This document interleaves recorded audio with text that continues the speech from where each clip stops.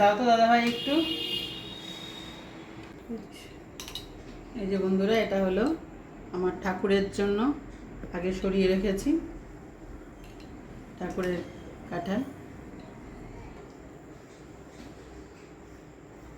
ও বন্ধুরা, আমার নন্দ জামাইয়েরটা হেভি কিন্তু দারুণ কাঁঠাল, একদম সে একান্ত আপনের মতো ঝরে পড়া সেরকম কিন্তু। এক একটা কোয়া দেখেছো, জাস্ট দারুণ। আর এতটা তো ভালো লাগছে কি বলবো। একটা টেস্ট করা যাক কিরকম।